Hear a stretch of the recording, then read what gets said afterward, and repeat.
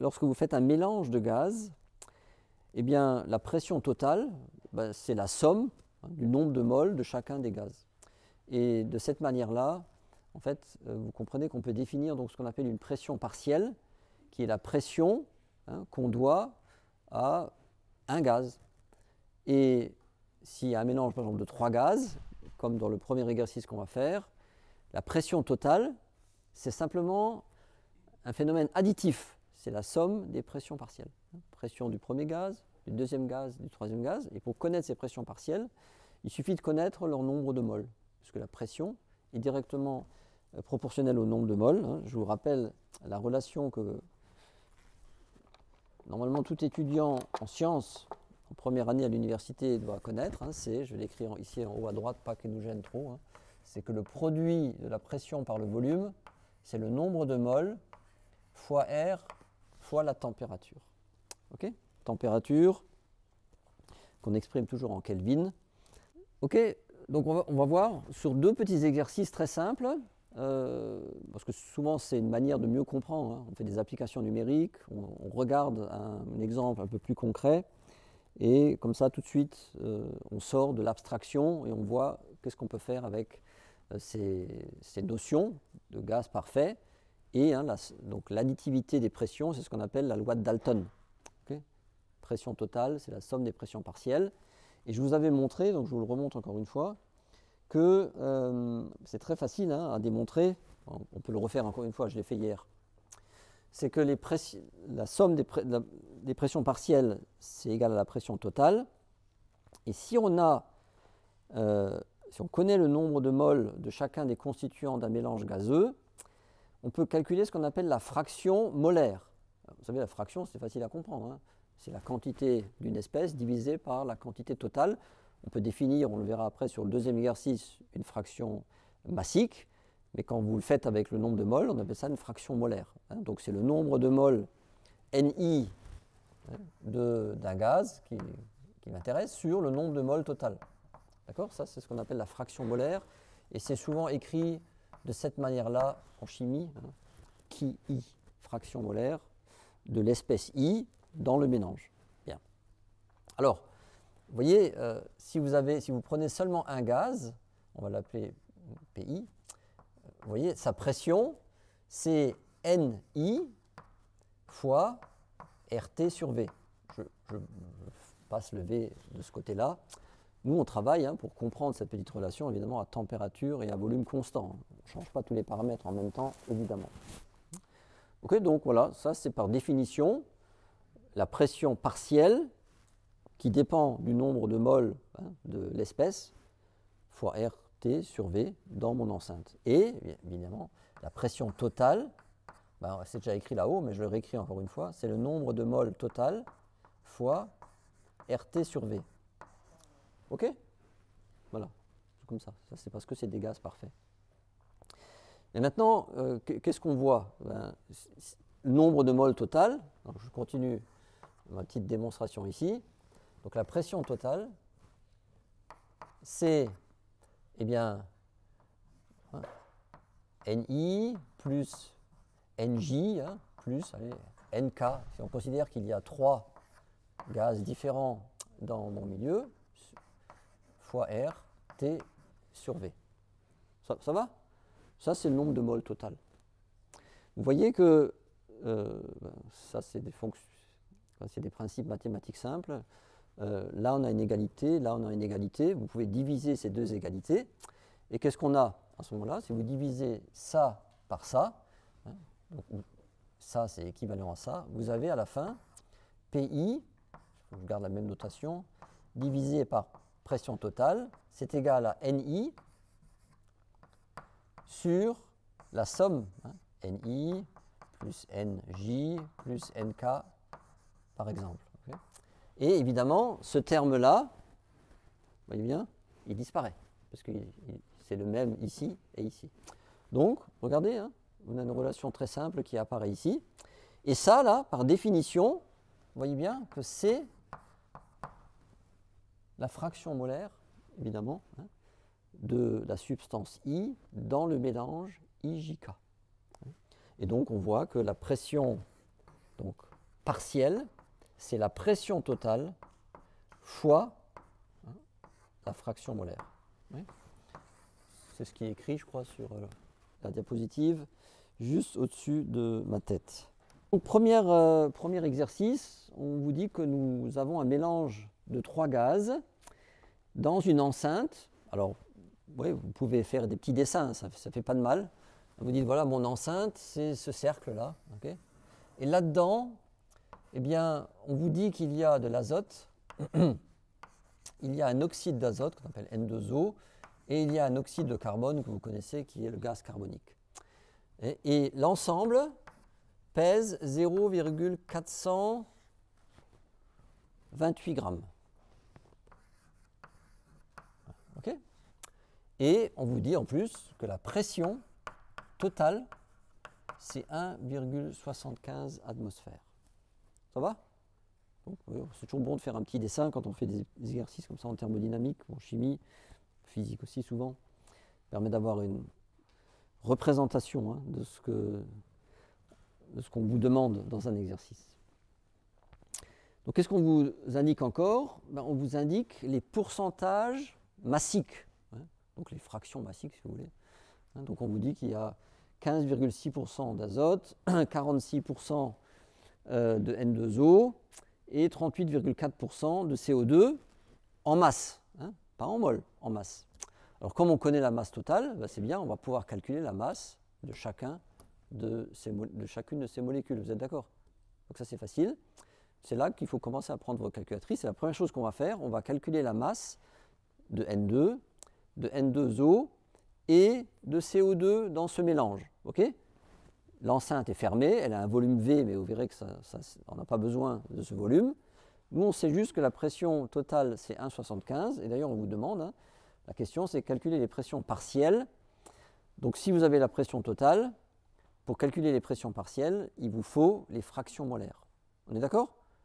Donc, si vous calculez les fractions molaires, il suffira de multiplier la pression totale par la fraction molaire, c'est ce que je viens de démontrer juste avant, et vous aurez les pressions partielles.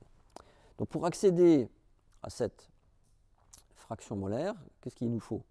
Il faut qu'on connaisse le nombre de moles de N2, le nombre de moles de N2O et le nombre de moles de CO2.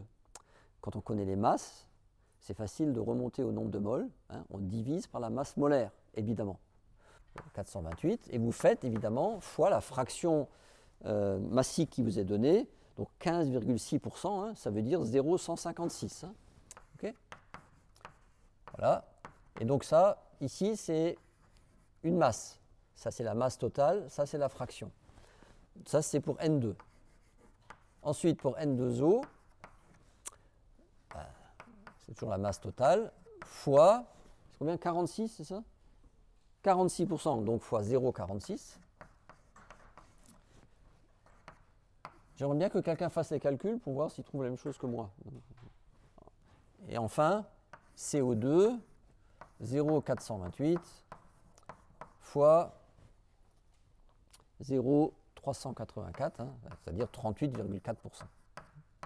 Je vous rappelle que les pourcentages, c'est une manière d'exprimer des fractions. Mais en mathématiques, une fraction, c'est un nombre compris entre 0 et 1. Okay, pour ceux qui auraient oublié les mathématiques de collège. Il y a déjà des gens qui ont du mal à trouver ça, parce qu'ils savent ce que c'est un pourcentage. Donc je vous le montre, je fais un truc très simple, niveau collège. La masse totale, le pourcentage, la fraction, donc on a la masse de N2, la masse de N2O, la masse de CO2. Maintenant qu'on a les masses, nous, ce n'est pas un raisonnement sur les masses que l'on fait, c'est un raisonnement sur le nombre de moles, évidemment. Okay, donc pour transformer ces masses, qui représentent bien sûr une quantité de mouvement, pour transformer ça en nombre de moles, il faut diviser bien évidemment par la masse molaire. Okay, donc la masse molaire de N2, c'est combien? 28. Donc quand vous divisez ça par 28, celui-là, ce sera 44, la masse molaire, et celui-là aussi 44. Vous obtenez ici des moles. Alors, j'ai fait le calcul. Bon, là, je vais l'exprimer volontairement en 10 moins 3. Donc, on y est presque. On a le nombre de moles de chacun des gaz. issus de leur masse. Et donc maintenant, nous pouvons calculer évidemment le nombre de moles total. Vous voyez? Parce qu'on a besoin du nombre de moles total pour calculer la fraction molaire. Parce que je vous rappelle que la fraction, c'est le nombre de moles divisé par l'ensemble qu'il y a dans l'enceinte, donc le nombre de moles total. Donc si vous faites la somme, ici, moi je trouve, j'ai laissé volontairement comme ça, vous allez voir, regardez aussi comment je fais les calculs pour que dans des examens, cette année ou futur, vous puissiez des fois aller plus vite dans les calculs, même s'il y a des puissances de 10. Je laisse volontairement en 10 moins 3, d'accord? Donc j'écris 10, virgule, je trouve combien? 59 439, vous pouvez vérifier en même temps, hein. 10 moins 3 moles. Okay, ça c'est la somme, c'est le nombre de moles total. Bon, c'est pas tout de copier, en plus ça sera en vidéo, hein. Ça serait mieux d'écouter et de faire les calculs, à mon avis, ça serait plus intéressant pour vous. Voilà, alors, pourquoi j'ai laissé comme ça? Parce que maintenant, vous voyez, pour faire les fractions molaires, ben, tu peux oublier les 10 moins 3, hein. Fraction molaire du premier, ça sera 2, 38, 457 divisé par 10, 59, 439. Le deuxième, ça sera 4, 47, nanana, divisé par 10, 59. Et le troisième, 3, 73 divisé par 10. OK? Vous voyez? Les puissances de 3, on s'en fiche. Moins 3, on s'en fiche. Quelqu'un me demande, mais c'est quoi les unités des fractions molaires? Merci, il y en a qui suivent. Il n'y a pas d'unité, hein. On divise des moles par des moles. Une fraction, comme une fraction massique ou une fraction volumique, comme une densité d'ailleurs, hein. C'est un rapport de masse volumique, c'est sans dimension, évidemment. OK? Voilà, d'accord? Donc vous voyez, l'accès aux fractions molaires est simple dans un mélange de gaz. Et maintenant, on est presque à l'étape finale, on ne vous demande pas ça, on vous demande les pressions partielles. Donc les pressions partielles, ça s'appelle la loi de Dalton, eh bien c'est la pression totale fois la fraction molaire. Ouais, donc la pression totale, on la connaît, c'est 1,75. Donc ici, vous faites fois 1,75 à chaque fois.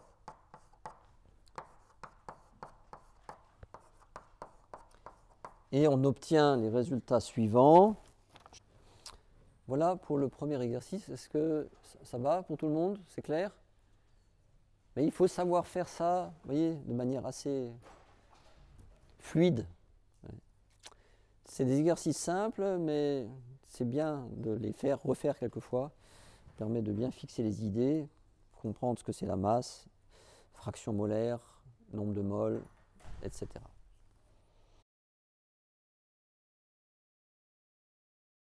Et vous savez que l'air est composé de nombreux gaz.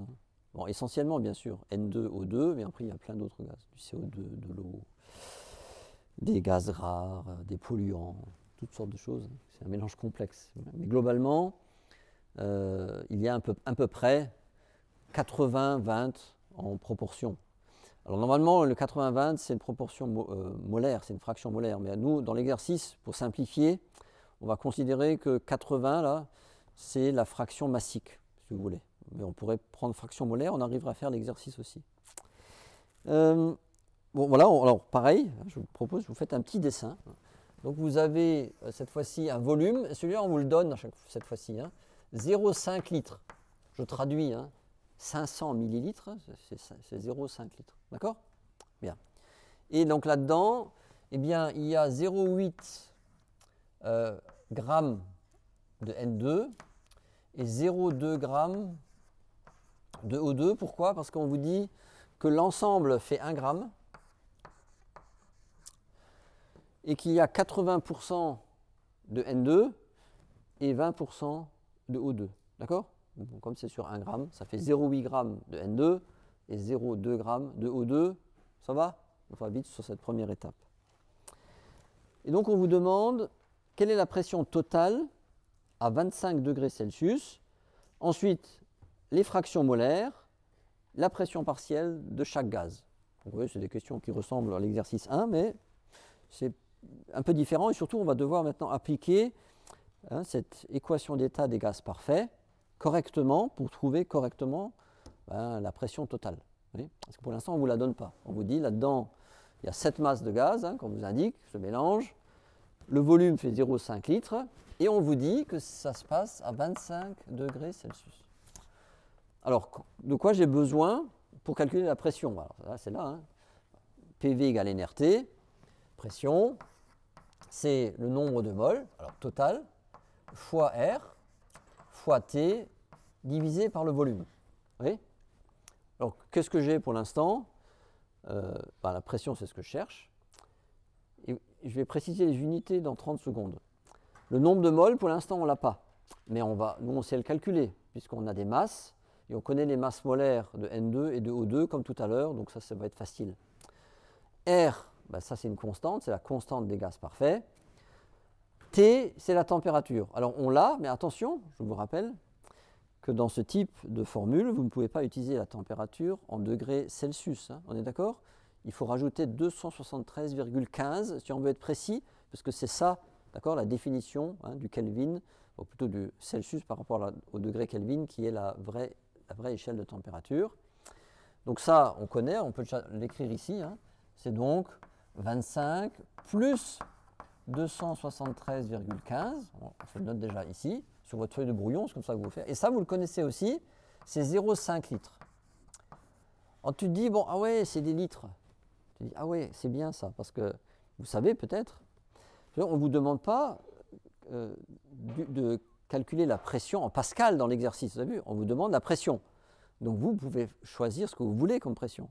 Bon, les deux pressions les plus communes, l'unité SI évidemment c'est pascal, mais l'autre qui est très courante c'est atmosphère. Alors moi j'aime bien les atmosphères, d'accord? C'est un truc plus concret pour nous. Mais à ce moment-là, on peut laisser le volume en litres, mais il faut utiliser la constante des gaz parfaits sous sa forme litre atmosphère mol-1 K-1 et elle vaut 0,082. En unité SI, je vous rappelle, c'est 8,31. Mais si vous utilisez 8,31, juste que ce soit très clair, le volume, il faut l'exprimer en mètres cubes et vous aurez alors une pression en pascal. On est d'accord? Mais on peut dire, je garde le volume en litres, j'utilise 0,082 et à ce moment-là, j'aurai une pression en atmosphère. Ça vous va? Comme ça, c'est clair. 0,8 grammes de N2, eh bien, en nombre de moles, il faut diviser ça, comme tout à l'heure, par 28. Oui. Donc si on fait ce calcul, normalement, vous trouvez 0,02857, c'est ça? 0,02857 moles. Et 0,2 grammes de O2, je trouve 0,0625, exactement d'ailleurs. 0,0625 mol. Oui. Alors on en profite tout de suite, hein, on fait la somme pour avoir le nombre de moles total, parce que n'oubliez pas que c'est ça dont nous avons besoin pour calculer la pression totale, c'est le nombre de moles total. Donc on fait la somme des deux, et quand moi j'ai fait ça, je trouve 0,03482. 0,03482 moles. Oui. On en profite en même temps au passage, on change de couleur, en bleu. On va écrire, elle est juste en dessous, ici, hein, la fraction molaire, et la fraction molaire ici de N2, et là de O2. Donc vous calculez, hein, vous faites 0,02857 divisé par 0,03482, c'est la fraction molaire de N2, et l'autre c'est la fraction molaire de O2, donc on doit trouver à peu près 0,78, non c'est pas ça. 82% de N2, donc 0,82, hein, et ici, donc 0,18. Hein. Je me débrouille dans un cas aussi simple pour que la somme des deux soit bien égale à 1, si vous voulez. Donc, si vous prenez 0,88, ce n'est pas la peine de recalculer l'autre, c'est forcément 0,18, d'accord? 82 là, pardon. Oui? Voilà. Donc on y va. Maintenant, on connaît le nombre de moles total. Donc ici, hein, on connaît ça. Vous l'introduisez ici, 0,03482. Et vous faites l'application numérique. Ça, c'est aussi, il faut vous entraîner. Il y a des étudiants qui ne font jamais les calculs. Après, ils attendent l'examen pour le faire. Ce n'est pas une bonne idée. Donc, normalement, quand vous faites ce calcul, on trouve en atmosphère 1,7026 atmosphères. Et maintenant, dernière question, Les fractions molaires, on les a déjà calculées. 0,82 ou 82% de N2, 18% de O2, ça ce sont les fractions molaires. Vous remarquez d'ailleurs que, c'est normal, hein, les fractions molaires n'ont pas la même valeur que les fractions massiques, parce que N2 et O2 n'ont pas la même masse molaire. C'est à cause de ça, vous comprenez bien. Si les deux gaz avaient la même masse molaire, les fractions molaires ou les fractions massiques, ça serait le même nombre. Oui, mais c'est un peu différent parce que les masses sont un petit peu différentes. Voilà, donc maintenant les pressions partielles, c'est la dernière question. Ben, c'est très simple, je vous laisserai faire les calculs, mais je vais les marquer ici et ici. Vous multipliez cette valeur de la pression totale par les fractions molaires. Donc ici on trouve, j'ai fait les calculs, pour N2 on trouve 1,396 atmosphères et pour O2 on trouve 0,3065 atmosphères. Ça, ce sont les pressions partielles.